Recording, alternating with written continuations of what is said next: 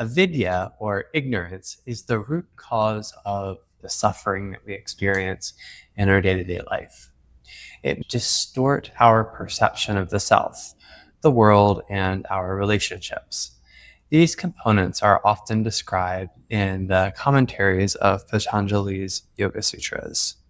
First, one, mistaking the impermanent as the permanent. We perceive transient phenomena such as relationships, possessions, or even the body as stable and enduring, creating attachments and aversions based on this false understanding. As an example, we believe that material wealth or youth will last forever, and this leads to us overly identifying with some. Like, oh boy, I'm sure pretty, and I like being pretty, but if the only thing I got going for me is being pretty, I'm gonna be real upset when the pretty fades, as we know it inevitably will. Next is the impure, misconstrued as the pure. What does that mean? Well, confusing the impure for the pure is like mistaking external sensory pleasures or superficial qualities for purity and fulfillment, rather than seeking inner clarity and balance. Another way that I can say that is looking at people who are really just like not having a great time, and even though they're kind of miserable, they're doing it because they were told to. And if they're miserable, not having a great time, and they're just doing it because they were told to, and there's no other reason for it, maybe it's not a great idea. So like another example might be prioritizing appearances or indulging our authentic connection or spiritual path. Pain confused with pleasure.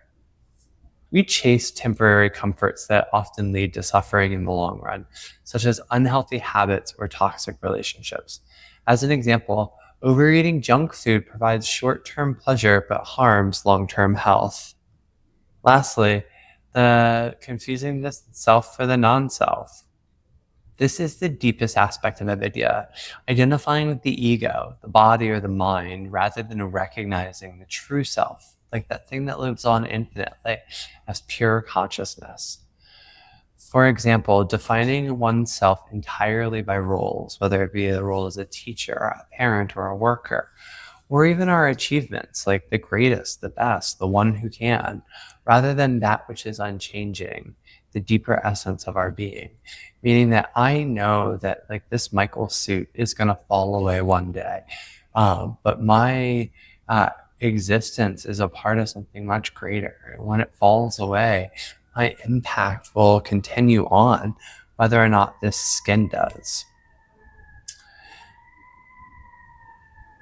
Is driven by egoism, meaning that Avidya strengthens egoism by blurring the true self-awareness with ignorant self-perceptions that come heightened by the belief in our own significance, leading to actions crafted around feeding the ego rather than embracing humility and the interconnectedness with others.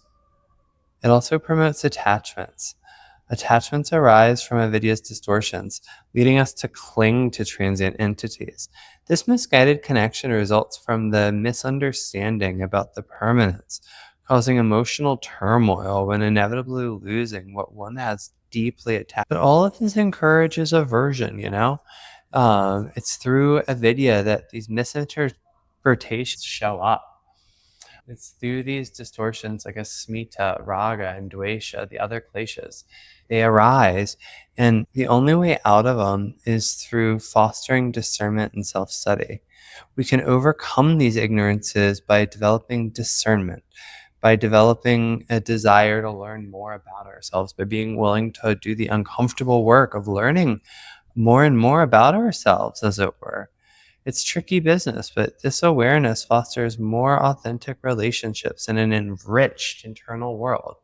There's nothing to be afraid of. This is how we get rid of ignorance and the biggest obstacle to yoga.